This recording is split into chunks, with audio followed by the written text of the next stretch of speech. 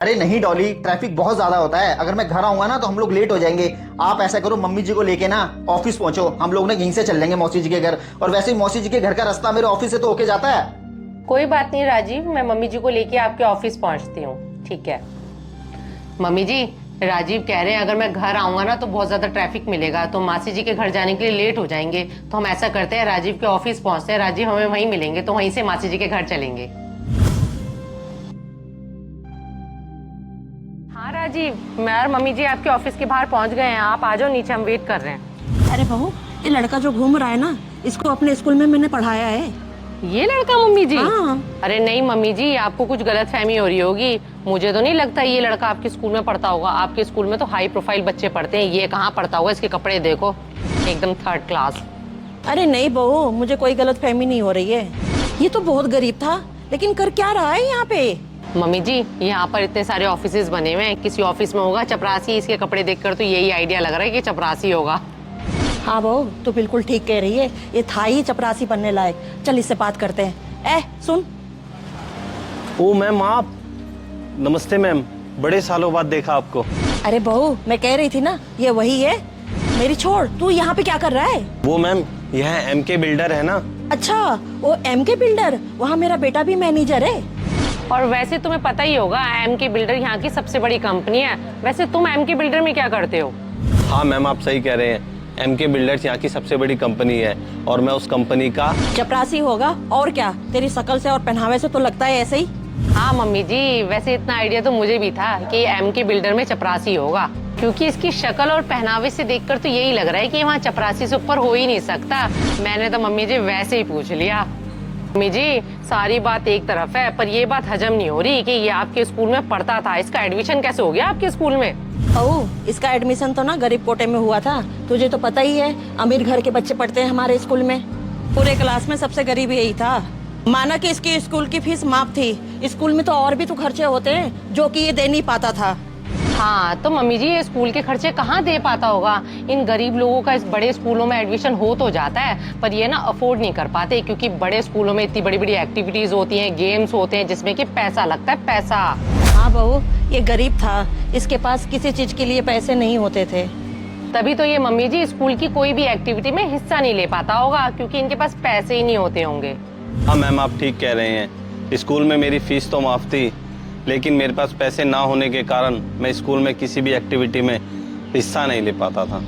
Mummy जी, आपको पता है, ऐसे लोग पैसे ना होने की वजह से ना गरीब के गरीब ही रह जाते हैं। और तुम्हें मैं बता दूं, जिस कंपनी में तुम चपरासी हो ना, मेरे हस्बैंड उस कंपनी में मैनेजर है, मैनेजर।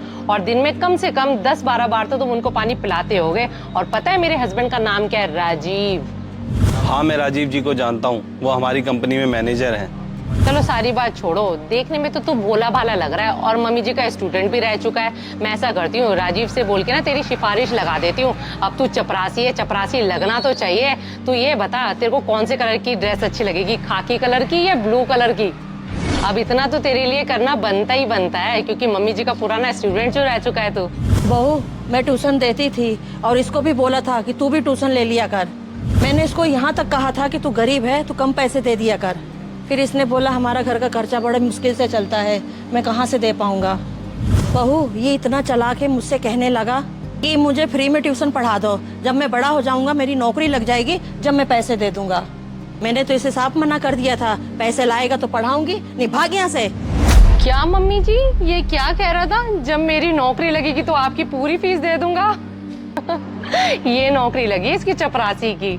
मम्मी जी, इस सैलरी में इसके घर के खर्चे तो मुश्किल से निकलते होंगे, आपकी फीस का ये खाक देता। Sir good evening. और राजीव? गुड इवनिंग सर, वो मैंने प्रोजेक्ट रिपोर्ट रेडी करके ना आपके केबिन में रख दी है सर, प्लीज आप चेक कर लेना। और सर बता देना अगर उसमें कुछ चेंजेस करने हो तो। अरे बेटा, तू इसको सर क्यों कह रहा है? मम्मी जी, ये मेरे सर है, MK बिल्डर ना इन्हीं की कंपनी है। और सर, ये मेरी मम्मी है और ये मेरी वाइफ डॉली है। सर, हमें कहीं जाना था तो सर मैंने इन्हें यहीं बुला लिया था सर। डॉली, मम्मी जी, यही विक्रम सर है जिनकी मैं हमेशा तारीफ करता रहता हूँ। मम्मी जी, मैं ना विक्रम सर की तरह बनना चाहता हूँ। क्या आप मेरे बेटे के सर हो सके तो मुझे माफ कर देना। सॉरी सर, हमें बिल्कुल भी आइडिया नहीं था कि आप राजीव के सर हो। डॉली, मम्मी, आप क्यों सर से माफी मांग रही हो? बेटा, हमसे बहुत बड़ी गलती हो गई। वो क्या है ना राजीव, हमने आपके सर को ना आपकी कंपनी का चपरासी समझा और मम्मी जी और मैंने ना आपके सर की बहुत ही इंसल्ट करी और बहुत ही भला बुरा कहा। क्या डॉली, मम्मी आप इतनी बड़ी गलती कैसे कर सकते हो? आप मेरे सर को मेरी कंपनी का चपरासी कैसे समझ सकते हो? माना सर दिखने में बिल्कुल साधारण है, क्योंकि सर को ना दिखावा नहीं आता। मम्मी अभी के अभी सर से माफी मांगो। सर प्लीज हमें माफ कर दो, आपको पहचानने में हमने बहुत बड़ी भूल कर दी। इट्स ओके, आप दोनों को माफ़ी मांगने की कोई ज़रूरत नहीं है। और मैम आपने तो मुझे पढ़ाया है और आप मेरी गुरु रही हो, और गुरु हमेशा भगवान के बराबर होता है। माना मैम मैं बहुत गरीब था और हमारे पास खाने तक के पैसे नहीं थे, और मैम ये सच बात है कि मेरे पास पैसे ना होने के कारण मैं स्कूल की एक्टिविटी में पार्टिसिपेट नहीं कर पाता था। सब बच्चे गेम्स खेलते थे और एक्टिविटी करते थे, मैं उनका मुंह देखता रह जाता था। और मैम मेरे पास पैसे ना होने की वजह से आपने भी मुझे ट्यूशन नहीं पढ़ाया, लेकिन मैम मैंने भी हालातों के आगे घुटने नहीं टेके और दिन रात मेहनत करके मैंने ये मुकाम हासिल किया है। मैम मैं तो बस आपसे इतना ही कहूँगा कि किसी के भी कपड़ों से उसे जज नहीं करना चाहिए।